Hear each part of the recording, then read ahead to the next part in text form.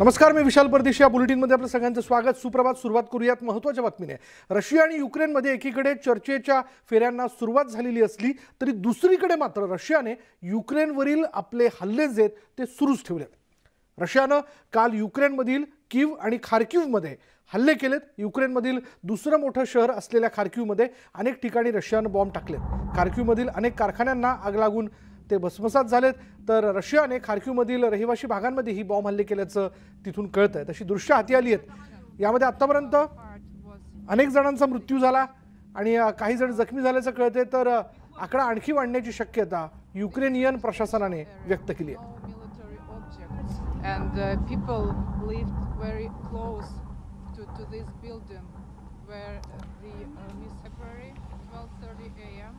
It's Shevchenko Street. We came here February 12:30 a.m. It's Shevchenko Street. ही दोन दृश्य आपण बघतोय. अनेक कारखाने जे ते खार्किव्हमधले जळून खाक झालेत कारण मिसाईल हल्ले केले जात आहेत, बॉम्ब हल्ले केले जात आहेत आणि त्यामुळे ही सगळी परिस्थिती तिथं निर्माण झालेली आहे. तर आतापर्यंत 7 जणांचा या सगळ्या बॉम्ब हल्ल्यामध्ये मृत्यू झाल्याची माहिती हाती येते. तर काही जण यामध्ये जखमी झालेले आहेत.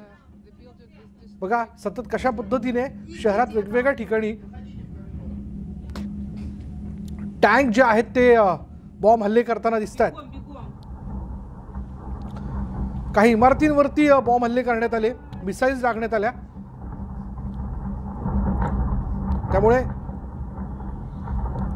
तिथल्या मालमत्तेचं तर नुकसान झालेलंच आहे, पण त्याचबरोबर काही लोकांचा मृत्यू झाल्याचं कळतंय. 7 जणांचा यामध्ये मृत्यू झाल्याचं कळतंय. तर काही जण जखमी झालेले आहेत. बहुतांशी लोकांनी बंकरमध्ये राहणंच या ठिकाणी पसंत केलं. याचं कारण असं की सतत बॉम्ब हल्ला केला जातोय, सायरन वाजतोय आणि त्यामुळे अशा सगळ्या परिस्थितीत रस्त्यावरती बाहेर पडणं हे कठीण होऊन बसलंय. कारण रशियन सैन्य आता ठिकठिकाणी प्रत्येक शहराचा ताबा घेत आहे.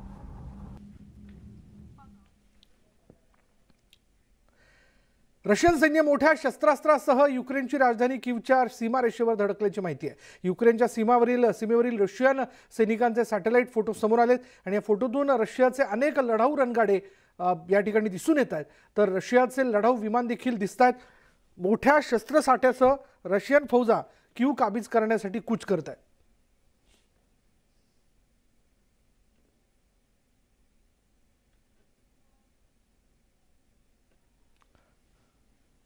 आणि हे सॅटेलाइट फोटो व्हायरल झालेत, आपल्या हाती आलेले आहेत.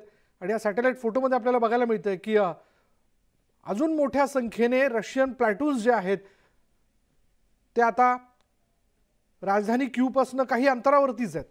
सोबत टँक्स आहेत, मोठा शस्त्रसाठा आहे आणि लढाऊ विमानं देखील तिथं आता दाखल झालेली आहेत. युक्रेनमध्ये अडकलेल्या भारतीयांना मायदेशी आणण्यासाठी ऑपरेशन गंगा वेगानं राबवलं जात आहे. आता 8वं विमान जे ते बुडापेस्ट इथून रवाना झालं असून 216 विद्यार्थी दिल्लीत दाखल होणार आहेत. तर बुखारेस्टहून देखील 218 विद्यार्थ्यांना एक विमान जे ते दिल्लीच्या दिशेने घेऊन रवाना झाल्याची माहिती परराष्ट्र मंत्री एस जयशंकर यांनी दिली आहे. तर भारतीयांना सुखरूप परत आणणार असून भारतीय मायदेशात परत येत नाहीत तोवर शांत बसणार नाही असंही परराष्ट्र मंत्री एस जयशंकर यांनी म्हटलं.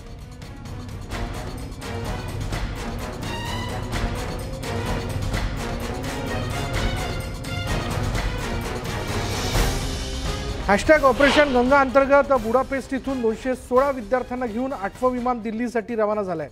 तर बुखारेस्ट इथून 218 विद्यार्थ्यांसह विमानाचं उड्डाण झालं आणि प्रत्येक भारतीय देशात सुखरूप सुरक्षित परतावा यासाठी आमचे प्रयत्न सुरू आहेत. तोपर्यंत आमचे प्रयत्न सुरूच राहतील असं ट्विट एस जयशंकर यांनी केलं.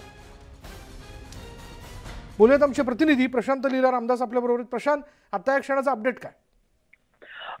विशाल, युक्रेनच्या विरोधामध्ये रशियाच्या सैन्याची कारवाई आज मंगळवारी म्हणजे 6व्या दिवशी देखील सुरू आहे. आणि रशिया आणि युक्रेनच्या दरम्यान जी परिस्थिती निर्माण झाली आहे यामध्ये भारत अनेक डिप्लोमॅटिक प्रयत्न देखील करत आहे. आणि युक्रेनच्या युनायटेड नेशन ह्युमन राईट्स काउन्सिलच्या वतीने देखील बैठक बोलवण्याचा प्रस्ताव देण्यात आलेला आहे. या सगळ्या पार्श्वभूमीवर जर बघितलं तर एक मोठा ऍक्शन प्लॅन देखील तयार करण्यात येत आहे. खास करून आता बुडापेस्टहून दिल्लीसाठी एक 8वं विमान हे रवाना झालं आहे. ऑपरेशन गंगा तहत अंतर्गत हे भारतीय विद्यार्थ्यांना घेऊन हे आठवी विमान जे आहे बुडापेस्टवरून दिल्लीसाठी रवाना झालं आहे. आणि सोबतच जर बघितलं युक्रेन ते हंगेरी दरम्यान भारतीय दूतावासाने या सगळ्या विद्यार्थ्यांना काढण्यासाठी जे मदत केली हंगेरी सरकारच्या वतीनं त्याबद्दल केंद्र सरकारने त्यांचा आभार देखील मानलेला आहे. आणि सोबतच तर या भारतीय जे विद्यार्थी आहेत त्यांच्यासाठी युक्रेनमधली जी परिस्थिती अतिशय बिकट होत चालली आहे अशा परिस्थितीमध्ये रोमानियाच्या सायलेंट भागामध्ये भारतीय छात्रांसाठी विद्यार्थ्यांसाठी एक अस्थायी शिबिर देखील स्थापन करण्यात आलेलं आहे. आणि दरम्यानच्या काळात जर बघितलं आपण तर ज्या पद्धतीनं डॉक्टर एस जयशंकर जे केंद्रीय परराष्ट्र मंत्री यांनी माहिती दिली आहे की 216 भारतीय नागरिकांसोबत ज्यामध्ये भारतीय विद्यार्थी आणि भारतीय नागरिक गेले हे आठवं विमान जे आहे हंगेरीच्या जे बुडापेस्ट आहे हंगेरी देशामधील त्या शहरातून नवी दिल्लीसाठी रवाना झालेलं आहे. याशिवायही अजूनही विमानं हे भारतीय देशात परतणार आहे. भारतात प्रत्येक मायदेशी व्यक्तीला भारतात आणण्याकरता प्रयत्न केले जात आहे. सोबतच बुखारेस्टवरून देखील एक 218 विद्यार्थ्यांचं विमान दिल्लीच्या दिशेने रवाना झाल्याची माहिती एस जयशंकर यांनी दिली आहे. त्यांनी दावा केलेला आहे की युक्रेनमध्ये अडकलेल्या प्रत्येक भारतीयांना जोपर्यंत मायदेशी परत आणणार नाही तोपर्यंत ऑपरेशन गंगा हे सुरू राहील आणि तोपर्यंत सरकार देखील शांत बसणार नाही असा दावा एस जयशंकर यांनी केलेला आहे. विशाल, धन्यवाद प्रशांत या सगळ्या माहितीबद्दल. त्यामुळे भारतीय दूतावासाच्या माध्यमातून भारत सरकार जोपर्यंत शेवटचा भारतीय हा त्याच्या मायदेशी परत येत नाही युक्रेनमधनं या दृष्टीने प्रयत्न करणारे ऑपरेशन गंगाला वेग आल्याचं आपण पाहतोय. आणि आणखीन 2 विमानं जी आहेत ती लवकरच मुंबई आणि दिल्लीमध्ये विद्यार्थ्यांना घेऊन दाखल होत आहेत.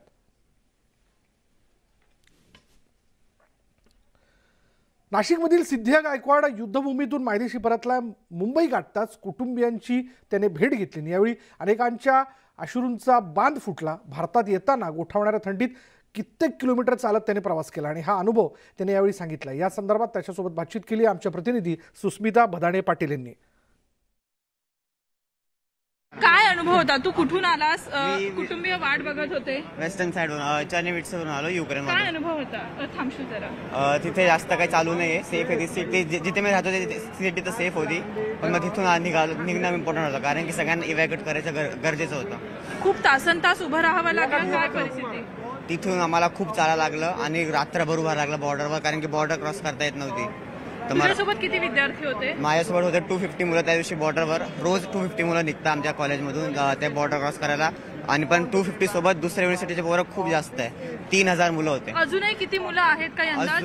अजून खूप सांगता येणार आणि नंबर खूप आहे. अजून खूप स्ट्रगल खूप मोठा आहे. खूप मोठा. 4 दिवस लागले पोहोचायला इथे. नक्कीच. तर आपण बघतोय कुटुंबियांनी जरी डोळ्यांमधनं अश्रूंमधनं आपला आनंद व्यक्त केला असता तरी सुद्धा विद्यार्थी पोहोचल्याचा आनंद हा सगळ्यात महत्त्वाचा आहे. व्हिडिओ जर्नलिस्ट सचिनसह सुस्मिता भदाणे पाटील, न्यूज 18 लोकमत, मुंबई. युक्रेनमध्ये मेडिकल कॉलेजमध्ये शिकणारी निशी मलकानी भारतात परतली आहे. दरम्यान निशी घरी परतणार या आनंदात तिच्या कुटुंबियांनी केक कापून तिचं स्वागत केलं. त्यांच्याशी संवाद साधला आमच्या प्रतिनिधी सुस्मिता भदाणे पाटील यांनी. भारतामध्ये परतलेल्या विद्यार्थी आपल्या आईवडिलांना भेटतात, कुटुंबियांना भेटतात. खरं तर युक्रेन आणि रशियामधल्या वादानंतर यांचं कुटुंबीय सुद्धा ताणतणावात होतं. असेच काही कुटुंबीय आपल्यासोबत आहे. तुमच्या चेहऱ्यावरचा आनंद हे सगळं सांगतोय. तरी सुद्धा मी विचारेल की कशा पद्धतीचा अनुभव होता? सांग ना. तुम्ही सांगा कसं वाटलं? आज मुलगी घरी आली, काय वाटतं? तुम्ही दिसू शकता आमच्या चेहऱ्यावरून ना कशी आहे. माझा सर्वस्व मला भेटला आता. And thanks to Indian government, they have supported us like anything. तुला तिकडे काय अनुभव होता? हाउ वाज योर एक्सपीरियंस? आपने कैसे देखा वहाँ पे? क्या सिचुएशन है? वॉर सिचुएशन देखना ये बहुत बड़ी बात होती है. काफ़ी डिफिकल्ट है सिचुएशन मेरे लिए वहाँ पर. लाइफ में कभी सोचा नहीं था ऐसा भी कुछ देखेंगे बट देख लिया हमने. वॉर्स देखे, बॉम्ब्स देखे, सोल्जर्स देखे. मेरी यूनिवर्सिटी में खुद में मिलिटेंट्स आए थे, वो देखे. 4-4 दिन हम यूनिवर्सिटी में बंद थे, बिना खाना बिना पानी के. फिर बॉर्डर पर आए तो बर्फ में थे, कोई खाना पीना नहीं, बस ऐसे ही गद्दे डाल के बैठे हुए थे. बस सब सर्वाइव करके हम आ गए इंडिया. एक्चुअली ये जो सिचुएशन था ये हर किसी के रोंगटे खड़े करने वाला है, लेकिन जब आप इस सब प्रोसेस में बाहर आए और आप मुंबई में पहुंचे हो, और कितने बच्चे हैं पीछे के जिनको ज़रूरी है हेल्प मिलना। मैम बहुत बुरी हालत है ईस्टर्न यूक्रेन की, बहुत बुरी हालत है, हमसे ज़्यादा बुरी हालत है। हम तो फिर भी वेस्टर्न जोन में थे, ईस्टर्न यूक्रेन में काफ़ी बच्चे फंसे हुए हैं और वहाँ पर बहुत बॉम्बिंग्स हो रही है, हद से ज़्यादा। क्या आपने भी ये सब एक्सपीरियंस किया, बॉम्बिंग, मिलिटेंट्स? जी हमने भी एक्सपीरियंस किया है, बॉम्बिंग्स हमने सुने हैं। हमारे से 10 किलोमीटर दूर पर बॉम्बिंग्स हुई है और मिलिटेंट्स हमारे यूनिवर्सिटी में थे जब हम यूनिवर्सिटी में खुद बंद थे। हमारे टीचर्स हमें बाहर जाने नहीं दे रहे थे। गवर्नमेंट से क्या कोऑपरेशन मिल रहा है, वहाँ से कुछ मदद हो रही है बच्चों को? लकीली हम जब बॉर्डर पर पहुंचे तो एम्बेसी वाले वहीं पे थे और हमें निकालने में काफ़ी उन्होंने मदद की है, काफ़ी ऑर्गेनाइज्ड वे में उन्होंने हमें बाहर निकाला है रोमेनियन बॉर्डर से, एंड हमें काफ़ी हद तक एयरपोर्ट तक सेफली पहुंचाया, एंड वहाँ से फिर हम यहाँ आ गए। अभी कैसा लग रहा है, बच्चे घर पे आ चुके हैं? हम तो अभी भी विश्वास नहीं हो रहा है कि हमको हमारा सब कुछ मिल गया। ये आप लोग के माध्यम से हम ये बोलना चाहेंगे कि गवर्नमेंट कुछ देखे, ऐसे कुछ बनाए कि ये जो आज 18,000 20,000 बच्चे जा रहे हैं बाहर पढ़ने के लिए, इनको ऐसी नौबत ही नहीं आए कि ये बाहर क्यों जाए पढ़ने के लिए। इंडिया में इतने कैलिबर है तो why can't they study in India only. तो गवर्नमेंट इतनी फैसिलिटीज प्रोवाइड करे ताकि ये बच्चों को जो इतने बड़ा देश में फॅमिली को छोड़ के जाना पड़ रहा है वो नहीं जाना पड़े। ये गवर्नमेंट से रिक्वेस्ट आहे हमारी। नक्कीच आपण बघतोय की ज्या पद्धतीची मागणी विद्यार्थ्यांच्या बाबतीत पालकांनी केली ही रास्त आहे आणि विद्यार्थ्यांना भारतामध्ये आणण्याचं यश जे आहे भारत सरकारला मिळालं आणि तोच आनंद कुटुंबियांच्या चेहऱ्यावर सुद्धा आपल्याला पाहायला मिळतोय। व्हिडिओ जर्नलिस्ट सचिन सह सुस्मिता भदाणे पाटील, न्यूज 18 लोकमत, मुंबई। रशिया युक्रेनमध्ये कालची चर्चा निष्फळ झाल्यानंतर आज पुन्हा चर्चेची पुढली फेरी म्हणजे दुसरी फेरी पार पडते। पोलंड आणि बेलारूस सीमेवर ही चर्चा होणार आहे। आता या चर्चेतून काहीतरी तोडगा निघणार का हे बघावं लागेल।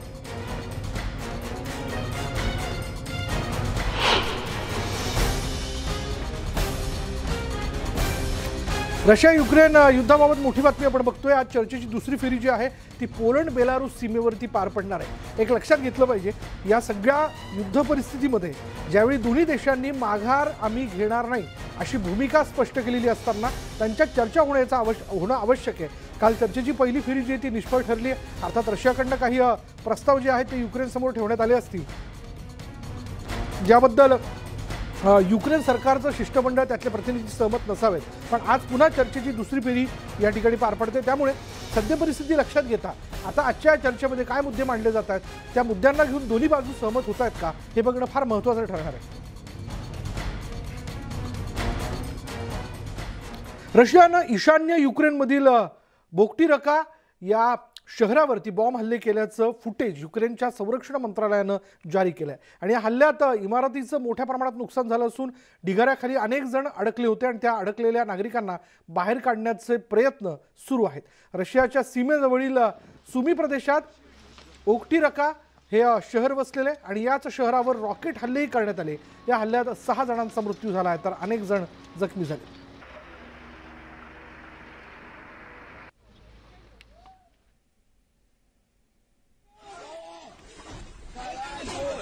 रशियन सैनिक पॅराशूटने युक्रेनमध्ये दाखल झालेत आणि यावेळी युक्रेनच्या नागरिकांनी त्या एका रशियन सैनिकाला पकडलं आणि यावेळी युक्रेनच्या नागरिकांनी रशियन सैनिकाला चांगलाच दम दिला।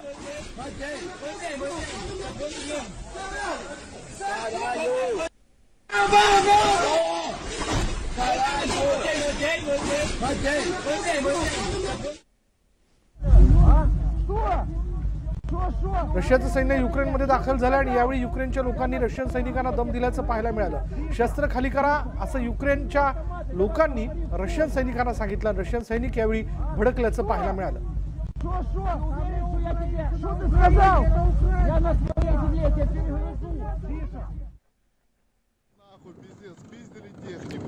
तर युक्रेनमधील एका शेतकऱ्याने शत्रूच्या लष्कराला न घाबरता त्यांचा रणगाडाच आपल्या ट्रॅक्टरला टो करून पळवलाय। ऑस्ट्रियातील युक्रेनचे राजदूत ओलेक्झांडर शेरबा यांनी हा व्हिडिओ सोशल मीडियावर शेअर केला। युक्रेनचा हा शेतकरी रस्त्यावर ट्रॅक्टरला टो करून तो रणगाडा ओढत असल्याचं या व्हिडिओतून दिसून येत आहे। तर एक व्यक्ती रणगाड्यामागे धावताना दिसतोय।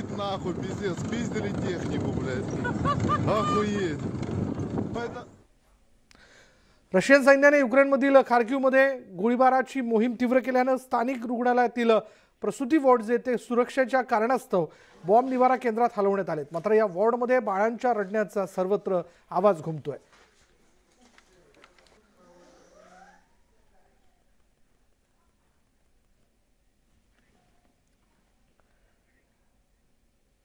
यानंतर इथे वेळ झाली का ब्रेकची. ब्रेक घेऊयात. पहा फक्त न्यूज 18 लोक.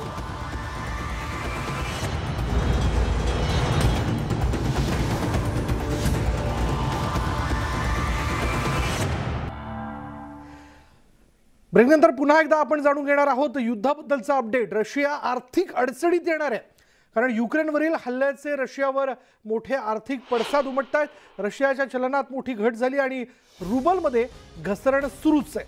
रशियन शेअर बाजार हा 5 मार्चपर्यंत बंदच ठेवण्यात येणार आहे, कारण रुबलमध्ये म्हणजे तिथल्या चलनाला रुबल असं म्हणलं जातं, त्या रुबलच्या दरामध्ये सारखी घट होताना दिसते.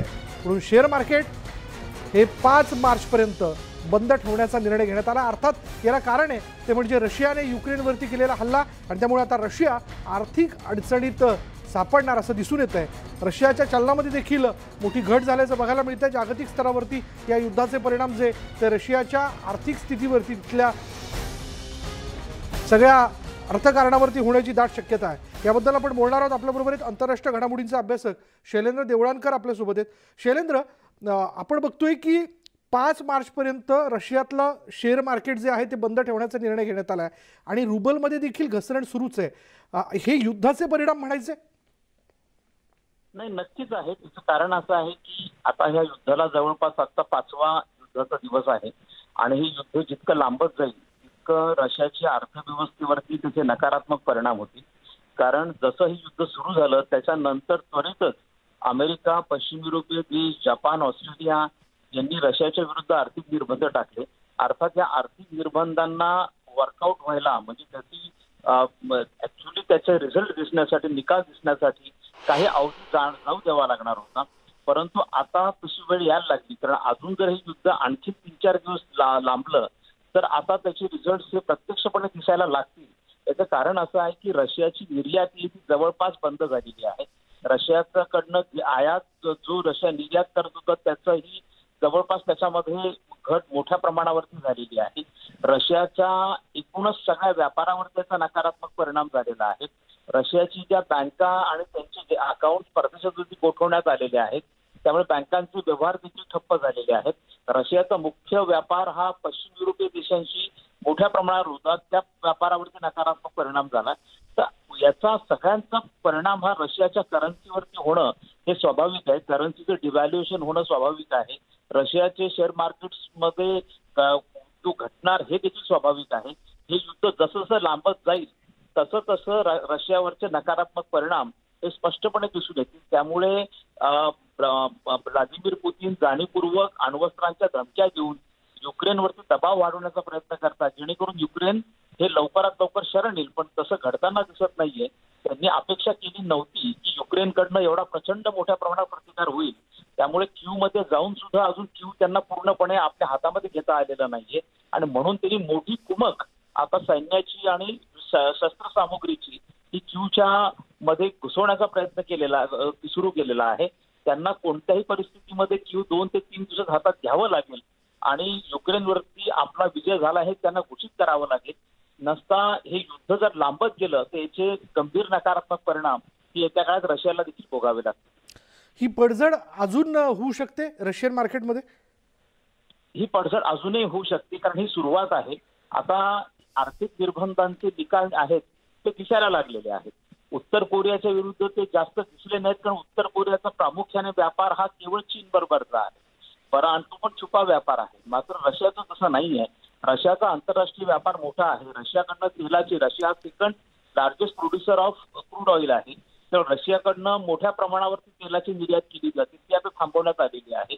तसंच रशियाकडनं नॅचरल गॅसची निर्यात केली जाते, ती थांबवण्यात आलेली आहे. रशियाचे सगळे बँकिंग व्यवहार हे ठप्प करण्यात आलेले आहेत. त्यामुळे काही काळ हा चालू शकेल, परंतु जर हे लांबत गेलं तर रशियाला फार मोठा पैसा युद्धाकडे पण वळवावा लागत आहे. त्यामुळे स्थानिकांसाठी लावण्यात आलेला पैसा किंवा त्यांना दैनंदिन गरजासाठी लागणारा पैसा देखील येत्या काळामध्ये युद्धाकडे डायव्हर्ट केला जाईल. रशियाच्या अर्थव्यवस्थेची परिस्थिती पहिले पण चांगली नव्हती, कारण कोरोनामुळे फार मोठा फटका रशियन अर्थव्यवस्थेला बसला होता. अशात ह्या युद्धाचं दडपण आल्यामुळे ह्या समस्या आणखी येत्या काळामध्ये वाढताना दिसू शकतात. धन्यवाद शैलेंद्र या सगळ्या विश्लेषणाबद्दल. तर रशियन मार्केटमध्ये आपण बघतोय मोठ्या प्रमाणात पडझड ती होताना दिसते आणि त्यामुळेच आता रशियाचा शेअर बाजार जो आहे तो 5 मार्चपर्यंत बंद करण्यात आला आहे. रशियाचं चलन रुबल याच्यामध्ये देखील सातत्याने घट होताना बघायला मिळते आहे.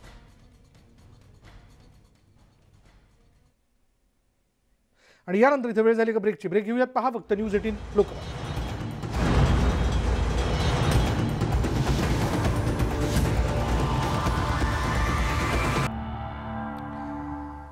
ब्रेकनंतर एक महत्त्वाची घडामोड अशी हाती येते की मनी लॉन्ड्रिंग प्रकरणी नवाब मलिक यांनी ईडी विरोधात हायकोर्टात याचिका दाखल केली आहे. ईडीने नोंदवलेला ECIR रद्द करण्याची मागणी करण्यात आली आहे. मुंबई सत्र न्यायालयातील PMLA कोर्टानं 3 मार्चपर्यंत दिलेल्या ईडी कस्टडीलाही नवाब मलिक यांनी न्यायालयात जाऊन आव्हान दिलं आहे. राजकीय सूड उगवण्यासाठी केंद्रीय तपास यंत्रणांचा वापर होत असल्याचा आरोपही त्यांनी केला आहे.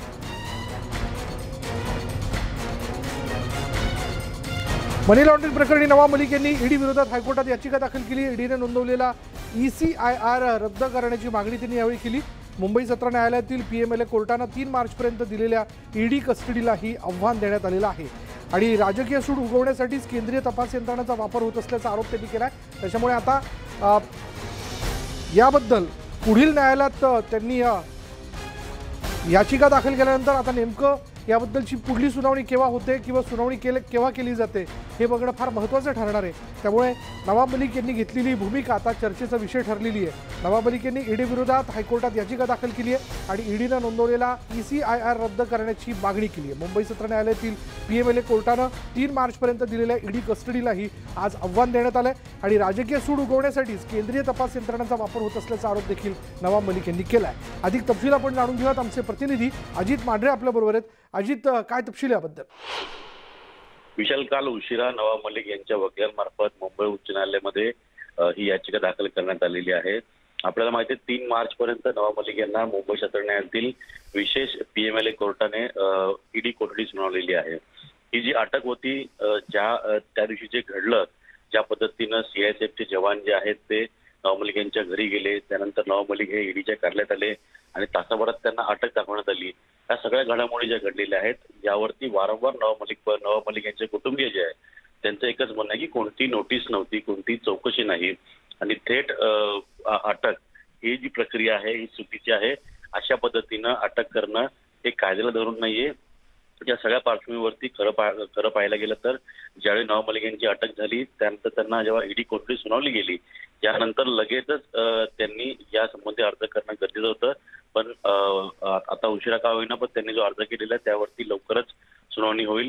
त्यांचे 2च मुद्दे आहेत. एक म्हणजे त्यांची अटक ही बेकायदेशीर आहे आणि दुसरं म्हणजे त्यांच्याविरोधात जो गुन्हा दाखल केलेला ईडीनं जो ECIR आहे तो चुकीच्या पद्धतीने दाखल केलेला आहे. त्यामुळे तो रद्द करण्यात यावा अशा 2 मागण्या त्यांनी त्यांच्या याचिकेमध्ये केलेल्या आहेत.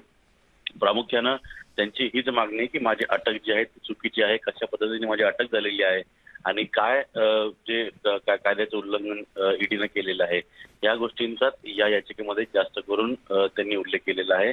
या याचिकेवरती आता कधी सुनावणी होईल हे थोड्या स्पष्ट होईल. धन्यवाद अजित या सगळ्या तपशिलाबद्दल. आता या याचिकेवरती केव्हा सुनावणी केल्या जाईल, न्यायालय काय मत नेमकं मांडतंय हे जाणून घेणं फार महत्त्वाचं ठरणार आहे.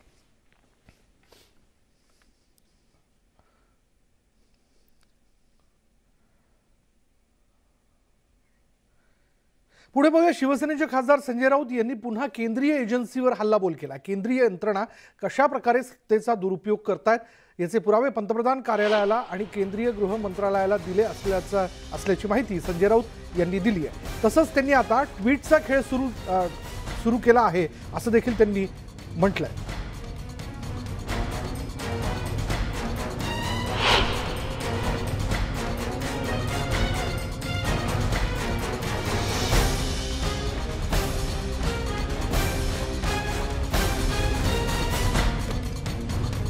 संजय राऊत यांनी केंद्रीय एजन्सीजवर हल्लाबोल केलाय. केंद्रीय यंत्रणा कशा प्रकारे सत्तेचा दुरुपयोग करतायत याचे पुरावे पंतप्रधान कार्यालयाला आणि केंद्रीय गृह मंत्रालयाला दिले असल्याची माहिती संजय राऊत यांनी दिली। तसंच त्यांनी आता ट्विटचा खेळ सुरू केलेला आहे असं देखील त्यांनी म्हटलं। सरकारकडनं कारवाईची काही अपेक्षा नाही, कारण केंद्र सरकारमधल्या काही मोजक्या लोकांच्या आदेशानुसार या सुडाच्या कारवाया सुरू आहेत। खास करून महाराष्ट्रात आणि पश्चिम बंगालमध्ये, महाराष्ट्रात जास्त। जणू काय केंद्रीय तपास यंत्रणांना संपूर्ण देशात काहीच काम नाही आणि फक्त महाराष्ट्रातच काम आहे, महाराष्ट्रातच सर्व काही घडत आहे। महाराष्ट्राला बदनाम करायचे, महाराष्ट्रातल्या नेत्यांना बदनाम करायचे, खोटे गुन्हे, खोटी प्रकरणं निर्माण करायची, खोटे पुरावे उभे करायचे, हे अशा पद्धतीनं चिखलफेक सुरू आहे। त्यांचे हात किती बरबटलेले आहेत हे सुद्धा देशाला कळायला हवं। याच्या मागे कोणतं क्रिमिनल सिंडिकेट आहे, मोठ्या प्रमाणात आहे। त्या संदर्भातली माहिती मी काल प्रधानमंत्री कार्यालयाकडे सुपूर्द केलेली आहे। हा एक रेकॉर्ड आहे की आम्ही तुम्हाला कळवलं आहे आणि तुम्ही काही करत नाही आहात या सगळ्या विषयावर। महाराष्ट्रातलं तपास यंत्रणा याच्यावरती काम करतील। महाराष्ट्रात सुद्धा राज्याच्या तपास यंत्रणा आहेत ना। आमचे सगळ्यांचेच फोन टॅप केले, कोणाच्या आदेशाने केले टॅप, काय सूचना होत्या त्यांना, त्यातून त्यांना काय सिद्ध करायचं होतं, या सगळ्या गोष्टी आता हळूहळू बाहेर येतील। तपास यंत्रणा महाराष्ट्रात सुद्धा आहेत, केंद्रात नाहीत। आणि यानंतर इथे वेळ झाली का ब्रेकची। ब्रेक घेऊयात, पहा फक्त न्यूज 18 लोकमत।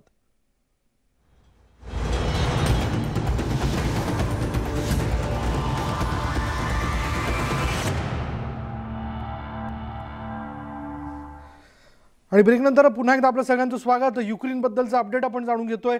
आता युक्रेनसाठी अलर्ट जारी करण्यात आलाय, लोकांनी सुरक्षित स्थळी जावं असा अलर्ट जो आहे तो जारी करण्यात आल्याचं कळतंय। आता क्षणाची मोठी बातमी आपण बघतोय, कारण आता एका शहरानंतर दुसरं शहर काबीज करत रशियन सैन्य संपूर्ण युक्रेनचा ताबा घेतंय आणि आता राजधानी कीवपासनं ते काही अंतरावरतीच आहेत। जे सॅटेलाइट फोटो देखील सध्या सोशल मीडियावरती व्हायरल झालेत, माध्यमांच्या हाती आलेत, त्या स्पष्टपणे दिसतंय की आणखीन मोठा फौजफाटा घेऊन, शिवाय मोठे टँक आणि लढाऊ विमान घेऊन आता हे सैन्य जे आहे ते युक्रेनमध्ये पुढे जाताना दिसतंय।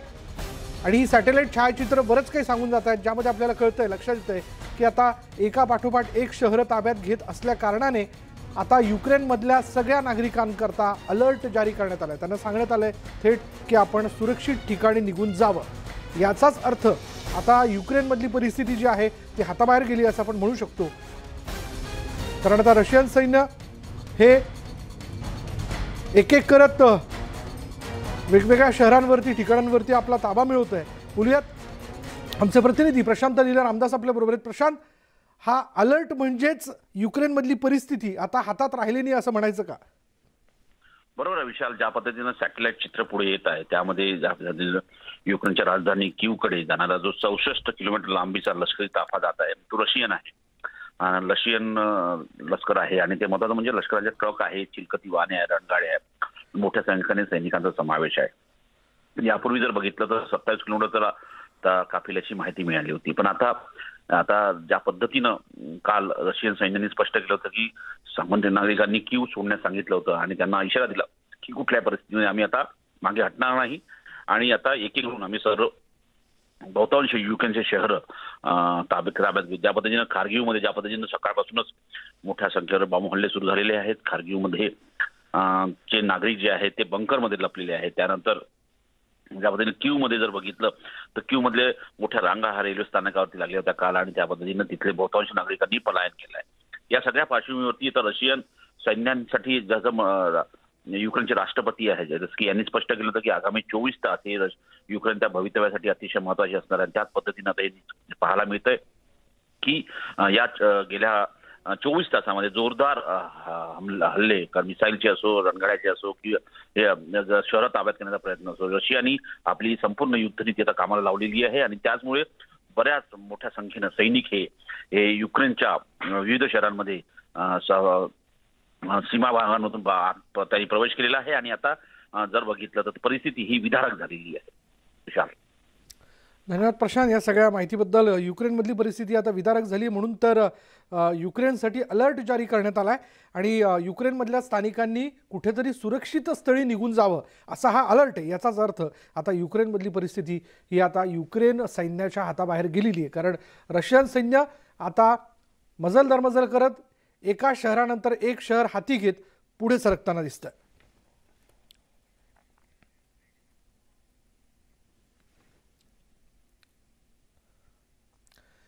आणि आपण जाणून घेऊयात इतरही घडामोडी.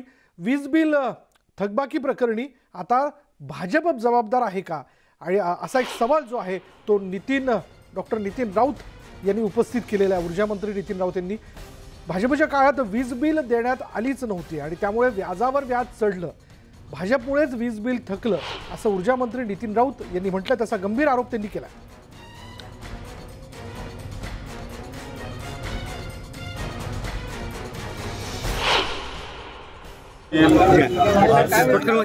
सरकार असताना 2014 ते 2019 मध्ये त्या ठिकाणी अनेक लोकांना त्यांनी वीज बिलं दिलीच नव्हती, त्यामुळं ती थकीत झाली आणि ते थकीत झाल्यामुळं त्याच्यावर व्याजावर व्याज वाढत गेले आणि एक मोठा डोंगर या ठिकाणी निर्माण झालेला थकबाकीचा. त्याच संबंधाने अनेक गोष्टी आम्ही या ठिकाणी विचार केलेला आहे आणि शेतकऱ्यांना रिलीफ कसं मिळेल, लोकांना रिलीफ कसं मिळेल आणि वीज बिलं किती शांत पद्धतीनं आणि चांगल्या पद्धतीने भरली जातील, सर्व उपाययोजना त्या ठिकाणी केलेल्या आहे. पुढे बातमी आहे महाशिवरात्रीबद्दलची. देशभरात महाशिवरात्रीचा उत्साह बघायला मिळतोय. महाशिवरात्री निमित्तानं अनेक शिवमंदिरांमध्ये पूजा अर्चा केली जात असून मंदिरात आकर्षक सजावट करण्यात आली आहे. तर दर्शनासाठी मंदिरात भाविकांची गर्दी व्हायला सुरुवात झाली. सर्वत्र जय भोलेनाथचा गजर सुरू आहे. दिल्लीत महाशिवरात्रीच्या निमित्ताने मंदिरात पूजा अर्चा करण्यात आली, तर वाराणसी आणि उज्जैनमध्ये दर्शनाकरता भाविकांची गर्दी होत असल्याचं बघायला मिळतं.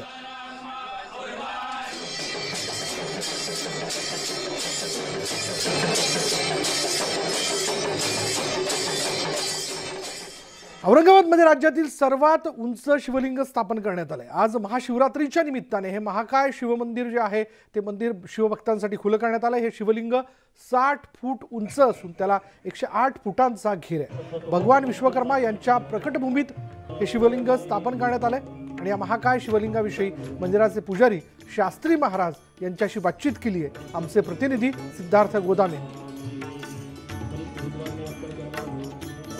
आज महाशिवरात्री आहे आणि ज्या ज्या ठिकाणी महादेवाचं मंदिर आहे त्या ठिकाणी भाविक मोठ्या प्रमाणात गर्दी करत आहेत. औरंगाबाद येथील कृष्णेश्वर मंदिर हे 12व्या ज्योतिर्लिंगांपैकी अत्यंत महत्त्वाचं आहे, धार्मिकदृष्ट्या मोठं महत्त्व आहे. मात्र त्या मंदिराच्या बाजूलाच एक मोठं शिवलिंग तयार करण्यात आलेलं आहे. जवळपास देशातलं सर्वात उंच हे शिवलिंग असेल अशी त्या ठिकाणी सांगितलं जाते आणि त्या शिवलिंगाच्या गर्भात मी उभा आहे आणि त्या गर्भामध्ये पण मी तुम्हाला सांगतो की या ठिकाणी 12 ज्योतिर्लिंगांच्या प्रतिकृती तयार केलेल्या आहेत. मल्लिकार्जुन असतील, त्र्यंबकेश्वर असतील, भीमाशंकर, रामेश्वर, कृष्णेश्वर, महाकालेश्वर, ओंकारेश्वर, वैद्यनाथ, विश्वेश्वर, केदारनाथ आणि नागेश्वर. आणि या सर्व 12 ज्योतिर्लिंगाची खासियत म्हणजे त्या ज्योतिर्लिंगामध्ये ज्या पद्धतीचं लिंग आहे त्याच पद्धतीचं त्याच डिझाईनचं लिंग या ठिकाणी आणण्यात आलेलं आहे. त्या पवित्र स्थानावरून हे लिंग या ठिकाणी आणण्यात आलेलं आहे. आज महाशिवरात्री असल्यामुळं या सर्वात उंच शिवलिंगाचं दर्शन घेण्यासाठी सुद्धा मोठ्या प्रमाणात भाविक या ठिकाणी येत आहेत. नेमकं हे 12 ज्योतिर्लिंग एका ठिकाणी का आहेत, या शिवलिंगाचं काय महत्त्व आहे याविषयी बोलण्यासाठी माझ्यासोबत महाराज आहेत, शास्त्री महाराज. महाराज, काय महत्त्व आहे, या लिंगाची उंची किती आहे आणि एवढं उंच लिंग कशासाठी? पहले तो मैं आपको स्थान की महिमा बताऊंगा. शास्त्र के अनुसार ये जो स्थान है वेरूर क्षेत्र, ये भगवान विश्वकर्मा जी की प्राकट्य स्थली है. दूसरी स्थान की महिमा ये है कि ये भारत के जो 12 ज्योतिर्लिंग है उनमें से 2 ज्योतिर्लिंग भी यहीं पे है. तो अब इस मंदिर का निर्माण जो हुआ है, हमारे परम पूज्य सदगुरु इस स्थान के अधिष्ठापक जो महेंद्र बापू जी मौनी बाबा, उन्होंने 25 साल पहले ऐसा संकल्प किया था कि यहाँ एक ऐसा शिवालय का निर्माण हो जो भक्तों के लिए एक भक्तिमय ओजस्मय वातावरण में उसको श्रद्धा जागृत हो. तो पहले ये मंदिर 108 फीट का इस शिवालय मंदिर का निर्माण करना था, मगर समय संजोग और जो भी कुछ प्रॉब्लम आते हैं शास्त्र के हिसाब से और कुछ आर्थिक प्रॉब्लम, तो इस मंदिर की अभी हाइट जो है वो 60 फीट की तय की गई है, 60 फीट की। और जो उसका जो परिरक्षणा कक्ष है लंबाई चौड़ाई ये 108 फीट है। 108 फीट वैसे बाला के मन के भी 108 होते हैं, तो उसके शास्त्र के हिसाब की एक महिमा है। और दूसरी इस महिमा कि पूरे महाराष्ट्र प्रदेश में शायद इतना बड़ा 60 फीट हाइट का कोई शिवालय मंदिर नहीं है। और इस मंदिर का जो 12 ज्योतिर्लिंग भारतवर्ष में भ्रमण कर भक्तजन दर्शन करते हैं, तो ये मंदिर स्वयं खुद में एक शिवलिंग है। और फिर इसके अंदर भारतवर्ष के 12 ज्योतिर्लिंग सोमनाथ से लेकर दशमेश्वर तक एक ही जगह पे भक्तजन ये 12 ज्योतिर्लिंग का दर्शन कर पाएंगे और 12 ज्योतिर्लिंग की पूजा और आरती एक ही स्थान पर कर पाएंगे। वो एक बड़ी विशेषता है। सुधीर जाधव सह सिद्धार्थ गोदाम, न्यूज 18 लोकमत, औरंगाबाद। पुण्यातही महाशिवरात्रीच्या निमित्तानं शिवभक्तांनी महादेवाच्या मंदिरात दर्शनासाठी रांगा लावल्यात। ओंकारेश्वर मंदिरात तर पहाटेपासूनच भाविकांनी गर्दी केली। कोरोनामुळे गेली 2 वर्ष भाविकांना महाशिवरात्रीचा उत्सव मंदिरात जाऊन साजराच करता आला नाही, पण यंदा कोरोनाची साथ ओसरल्याने भाविकांना थेट मंदिरात जाऊन शिवलिंगाचं दर्शन घेता आलंय। सकाळी 3:30 वाजता मंदिर उघडलं आणि आता इथं गर्दी चालू झालेली आहे।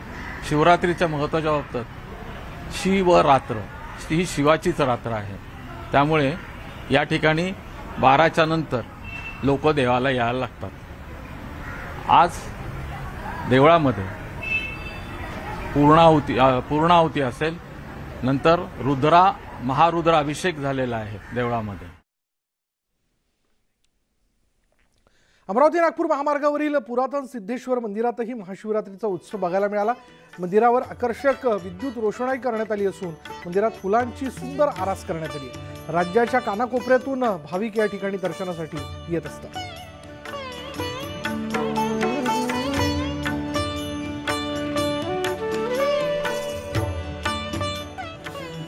बीडमधील ऐतिहासिक अशा कंकालेश्वर मंदिराची विहंगम दृश्य ड्रोनच्या माध्यमातून या ठिकाणी शूट करण्यात आलेली आहेत। आकाशातून तारा माशाप्रमाणे दिसणारे हे मंदिर जे आहे ते वास्तुकलेचा उत्तम नमुना आहे। बीड शहरातून जाणाऱ्या बिंदुसरा नदीच्या तीरावर साकारलेलं हे मंदिर 84 मीटर चौरसाकृती तलावाच्या मध्यभागी बांधण्यात आले। दरम्यान महाशिवरात्रीच्या निमित्तानं मंदिराची ही विहंगम दृश्य खास न्यूज 18 लोकमतच्या प्रेक्षकांसाठी। ज्योत ने सारा हर लिया तमस मेरा, Namo Namo Shankara Bholenath Shankara.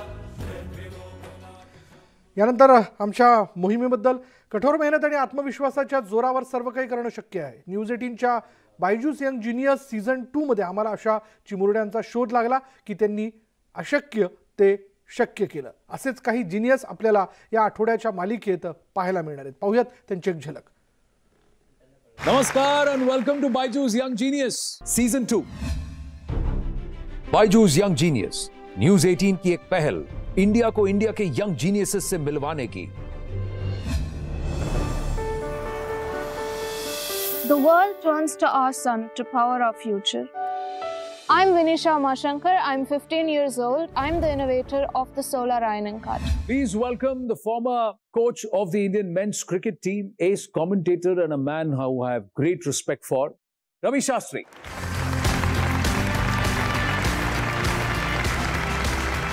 How are you? Genius? I'm really great. Hi, Betty. This is Vinisha Umashankar, हमारी young genius. I read her speech, glimpses of it. I saw it when she was there for the COP26. The way she spoke, no stage fright whatsoever. Many, many congratulations. You know what she did there? People keep talking about the future. She brought the future to the present. Fabulous. Thank you so much. And I think that's a really nice way to put that. Bringing the future into the present. हमारे अगले genius बहुत छोटी C उम्र में बहुत बड़ी जिम्मेदारी संभाले हुए। सितार वादन में सबसे प्रसिद्ध घरानों में से एक जयपुर सेनिया घराने के चश्मो चिराग सितार में महारत हासिल कर चुके हैं। अपने घराने की शान बढ़ाते ये हैं दिल्ली से अधिराज चौधरी।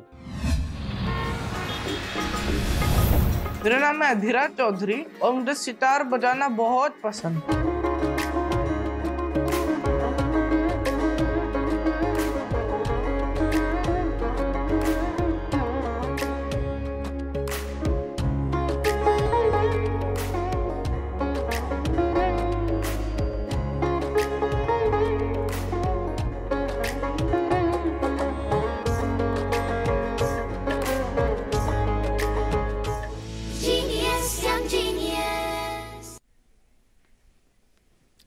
यानंतर मुद्दा महाराष्ट्राचा या बुलेटिनमध्ये इथेच थांबणार आहोत. पहा फक्त न्यूज 18 लोक.